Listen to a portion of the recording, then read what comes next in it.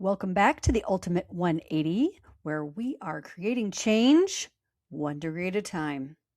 Let's do this. All right, here I am again in my creative space. Probably a little messier this time, but that means I've been creating. And I hope you've been creating too, doing things that you enjoy, starting this year off in a totally different direction, or at least in the direction you want to go. So, continuing on in this whole New Year's change, resolutions, however you want to approach it, I'd like to understand or help you understand why we get so frustrated, which usually leads to us giving up because that frustration is intense and is real.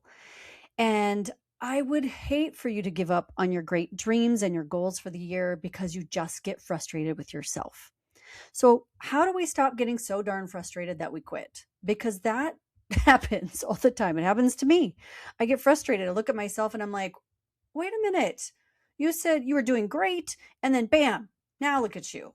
And then that causes us to give up, right? Or I said I was going to do this and I didn't do it. And most of the time is because we treat change like we need perfection. Like change, in order to be this, we need to do that. And we forget all of the gray areas. And we're also using the wrong benchmarks. So, what do I mean by that? We're using the wrong benchmarks. So, it's really simple when you say, okay, I want to lose 20 pounds. That's my New Year's resolution. Or I want to make an extra $100,000 this year, right? Those are very finite. They're math, logic oriented, right? It's something that you can track. The problem is, it's not that easy. So, let's just take weight, for example, right? I want to lose 20 pounds. Well, you want to lose 20 pounds and what? Do you want to look firmer, more muscular? You want to lose your belly? What exactly does that mean for you? Also, why do you want to? Why do you want to? What's going to make all of the difference in this world? Are you going to become a happier person because you lost 20 pounds? And I'm not shaming that. If so, why? What is it going to afford you? Is it because you finally can wear all those great things in your closet? Now that's happiness, I understand.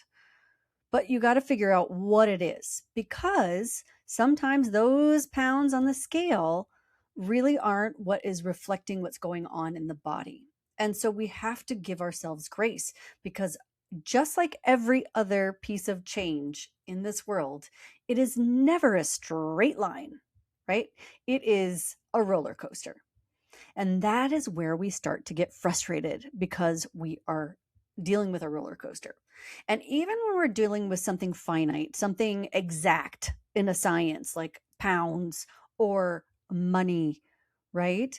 That does not encompass everything that's going on in your world, even if it's money, right? Because if you going towards that goal is getting so stressful and you're losing relationships and your health over it, then that is no longer a wonderful goal for you. So sometimes what we have to do is we have to understand how we need to look and benchmark change in a healthy way so that we can continue on in our goal. And maybe that means moving the timeline. Maybe it means changing exactly what we wanted.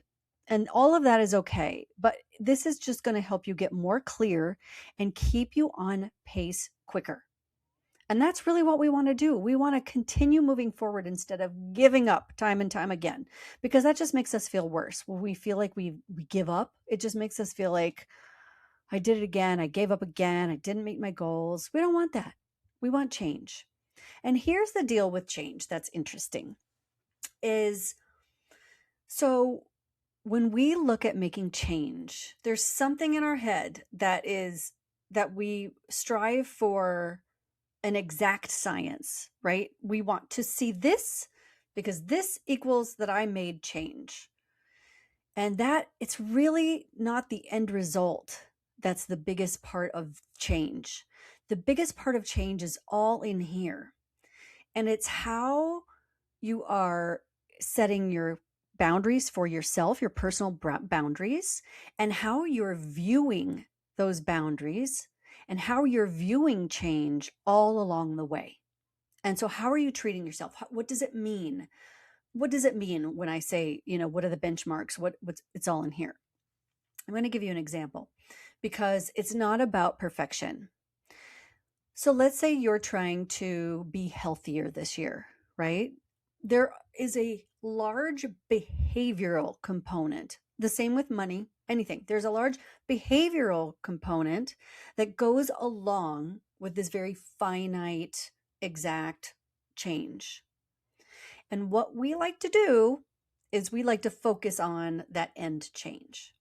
But what we really need to do is focus on the behaviors that we're changing first so that we can create long lasting success. So, for example, me.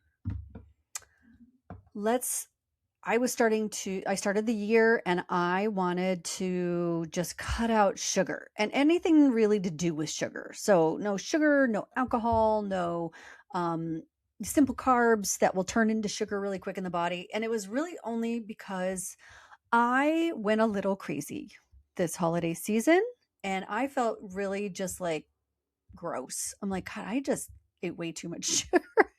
I just didn't feel like stopping myself, so I just didn't. And that's okay. That was the season. I just went with it. And then I just wanted to not, right? So I actually made it. I got through January and literally February 1st, there was an opportunity to have a glass of champagne. And I was going to wait till the next weekend and whatever. Now I could view that as like, okay, here you go. You're going to go right back into it. Right. And I have to tell you, I didn't eat well that day. I went to a movie, had popcorn. It was fun. Right. So I could have shamed myself and said, you did this whole month and then bam, just like that, you're just back to the way you were. But that's not helpful. And actually, that's not the truth.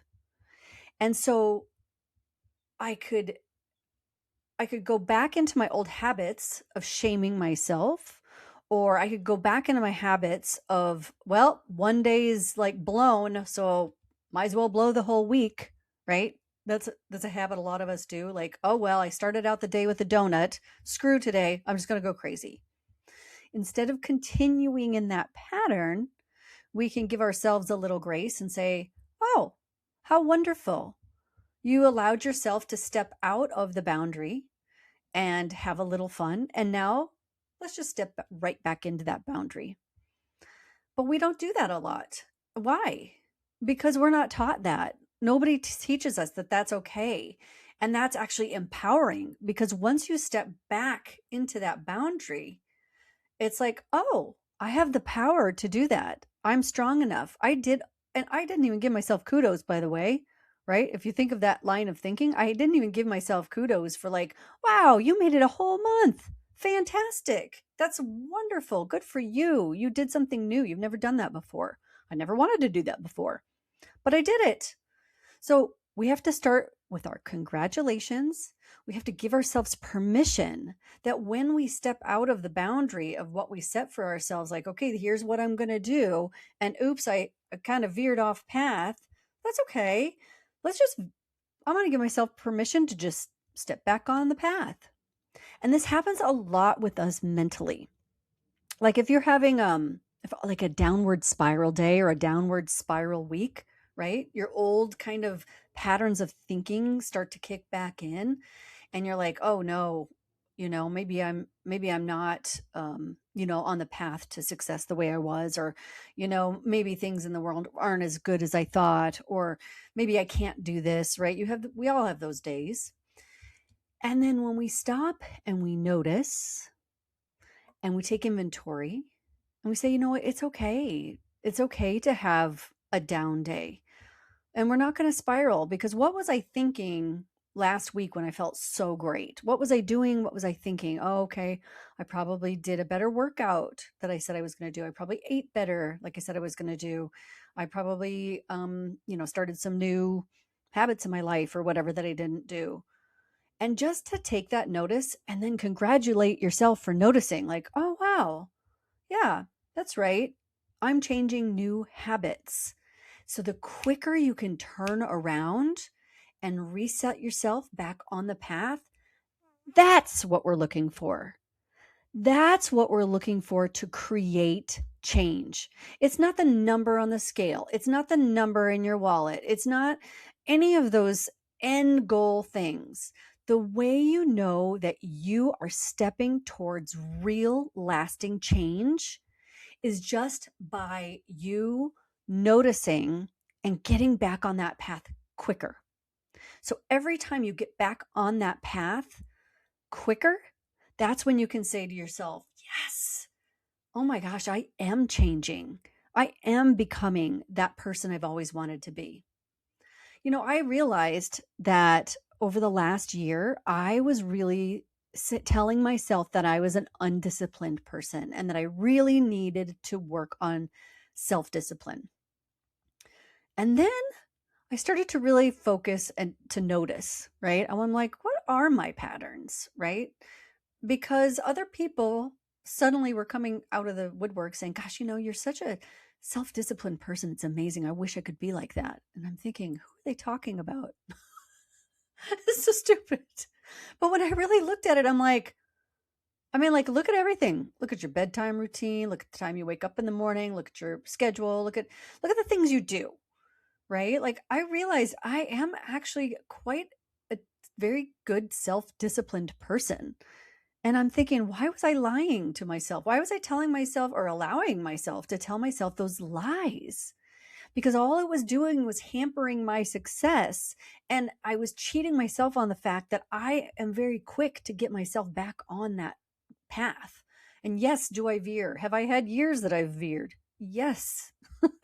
But I've then as quickly as I notice, I'm like, oh, okay, what can I do to get back on that path? And I started congratulating myself for being the self-disciplined person that I always wanted to be. And I actually am. And do I want to get better in certain areas of my life? Absolutely. But to tell myself lies, and I bet you tell yourself lies all the time, whether it's about your finances, your body, your friendships, your relationships, all of those things. We tell ourselves so many lies. And sometimes we need to just gain a little perspective, because once you do that, it's going to help you in your pursuit of change. And that's why I'm here. That's what I'm here to talk about. You've got this. You are doing better than you think you are. So the one thing that I want to leave you with today, and I want you to think about for yourself, what are you really doing? Right? What is it about yourself that is really headed towards change? And what great things are you already doing that you haven't given yourself permission? You have not given yourself permission to say, you know what? I am that person. I am doing that. I'm good at this.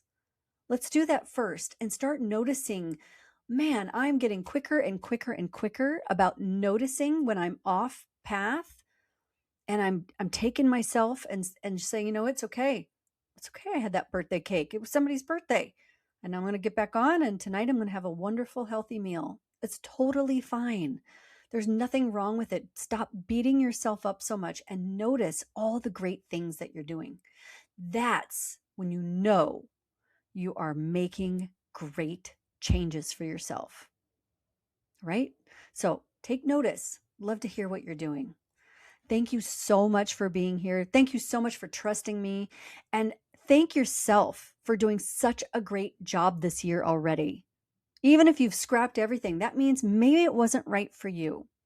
So make sure you turn on those notifications, hit subscribe so you don't miss my next episode. And let's just keep you on path. Let's keep you going. Let's create that change one little degree at a time.